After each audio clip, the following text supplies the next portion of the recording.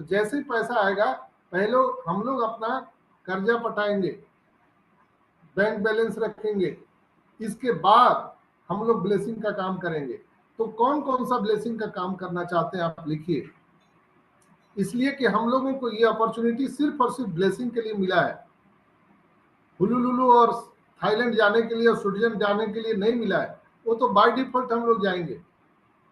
इतना जगह जाते ही रहेंगे, रात दिन जाते रहिए, कभी आपका सफर खत्म नहीं होगा। अभी बैठे हैं, मिनटों में आप अमेरिका चले गए, मिनटों में आप जापान चले गए। एक चीज और आपको मैं बता दे रहा हूँ, ऑन पैसिव के जो फाउंडर हैं हम सबको मालूम है। अजय भाई आपको बता रहा हूँ, किसी को बताइएगा नहीं, और कोई नहीं सुन रहा है ना दोस्तों। ऑन पैसिव के फाउंडर लोगों को ये समझना चाहिए कि 200 से ज्यादा कंट्री में हमारा बिजनेस है, 200 से ज्यादा कंट्री के लोग हमारे फाउंडर भाई बहन हैं, 200 से ज्यादा कंट्री की जो गवर्नमेंट है वो ऑन पैसिव के साथ एग्रीमेंट साइन किया है, तब तो वहां बिजनेस चल रहा है। एक झटके में हमारा आपका वीजा 200 कंट्री के लिए एलिजिबल रहेगा।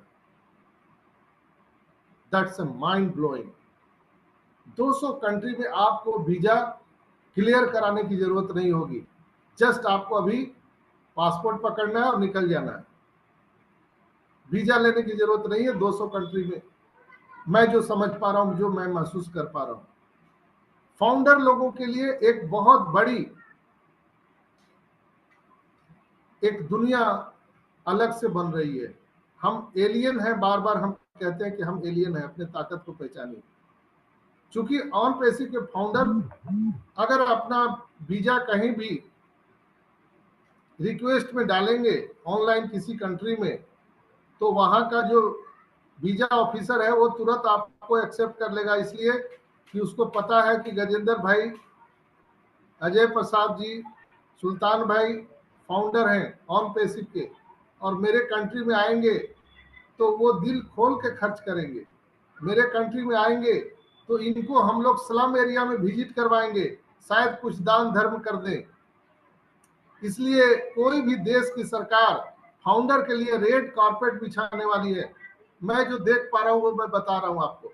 हो सकता है मेरी बात आपको हास्यास्पद लगे, मजाक लगे, लेकिन ये बात होने वाला है दोस्तों। हम सभी फाउंडर कहीं भी किसी देश में जाएंगे तो रेड कारपेट बिछाने वाली है वहां देश की सरकार, इसलिए कि हमारे और आपके पास इतना धन आने वाला है कि उनको पता है कि ये आएंगे तो कहीं भी चलते चलते तथास्तु कर सकते हैं।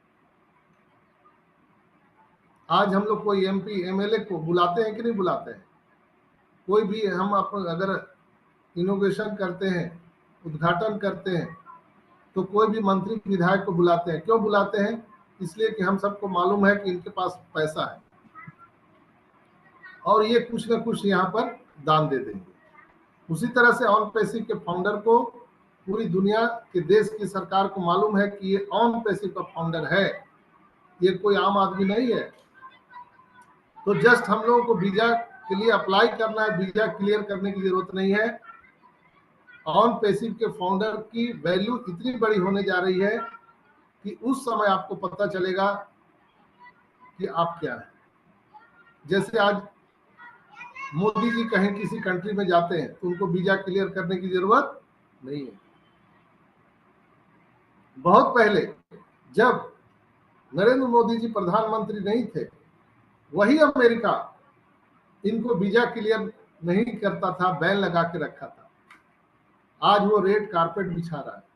बात समझ रहे हैं जो होने वाला है आपके और हमारे लिए? आज वही अमेरिका मोदी के लिए रेड कारपेट बिछाता है। उसी तरह से हम सभी 14,27,000 लोगों के लिए रेड कारपेट पूरे दुनिया के 200 कंट्री में बिछने वाला है। आप जहां जाइए आप अपने आप को ऐसा आप महसूस करेंगे, जो मैं आपको बता रहा हूं, राजकीय जो सम्मान होता है उस कंट्री का, वो लेगेसी और आपको और हमको मिलने वाला है। हर कंट्री में राजकीय सम्मान के साथ आपको एंट्री कराया जाएगा, बुलाया जाएगा। किसी देश के आप एयरपोर्ट पर पहुंचेंगे, रेड कारपेट आपका इंतजार करेगा। सोचिए वो क्षण, वो पल कैसा होगा। और ये साल भर के बाद नहीं, बस कुछ ही दिनों की मामला है। मे बी इस महीने के अंतिम तक या अगले महीने ये चीजें होने वाली है। हर दिन दशहरा, हर दिन दिवाली मनने वाला है। तो जस्ट हम लोगों को रिलैक्स एंड कूल डाउन रहना है, एंजॉय द प्रोसेस। हमारे जो अभी ओल्ड वर्जन के ओएस हैं वो अभी लॉगिन करना है, और एक कम्युनिकेशन का माध्यम है, यहाँ से हमारे ऐश मुफारा संवाद करते हैं। तो बस जो रेड रैपिड ने रात में बताया दोस्तों, उसे उत्साह का ठिकाना नहीं है, और बहुत मैं आज अपने आप को एनर्जी महसूस कर रहा हूँ। रात में तो मेरी नींद उड़ गई। जो मैंने आकलन किया, रात में सोया ही नहीं, नींद ही नहीं आया, बहुत प्रयास किया, सोने का नहीं हो सका।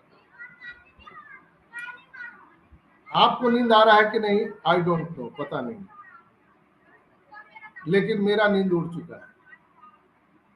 दोस्तों, आज मैं करंट सिनेरियो पर आपसे बात किया, और आज हर दिन की भांति नए टेक्नोलॉजी पर हम बात करते हैं। हमारे आज के बैनर में लिखा हुआ है world of tomorrow, future and technology developments with on passive. आइए हम इस पर बात करते हैं। कल की दुनिया क्या होने वाली है, इसके संदर्भ में भविष्य में टेक्नोलॉजी के विकास पर आज हम चर्चा करेंगे। दोस्तों, हम यह देख सकते हैं कि किस प्रकार से टेक्नोलॉजी हमें नई दिशाओं में ले जा रही है।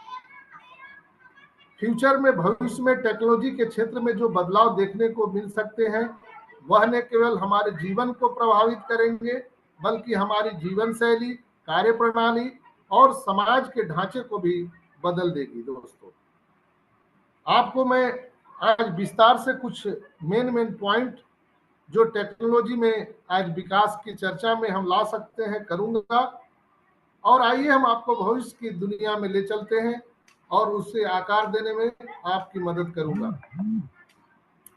तो अगर हम बात करें कि कल के, यानी जो भविष्य का हमारा दुनिया है, उसमें सबसे पहले अपना नाम आ रहा है एआई, आर्टिफिशियल इंटेलिजेंस। एआई को अगर हम फ्यूचर की सबसे महत्वपूर्ण टेक्नोलॉजी कहें तो कोई गलत बात नहीं है। एआई फ्यूचर का सबसे महत्वपूर्ण इंपॉर्टेंट टेक्नोलॉजी है। इसका प्रभाव सारे सेक्टर में आज देखा जा रहा है और आने वाले टाइम में भी देखा जाएगा। जैसे स्वास्थ्य की सेवा में एआई आधारित उपकरण जो है डॉक्टरों को सटीक डायग्नोस में सहायता करेंगे। रोबोटिक सर्जरी से जैसे बहुत सारी चीजों में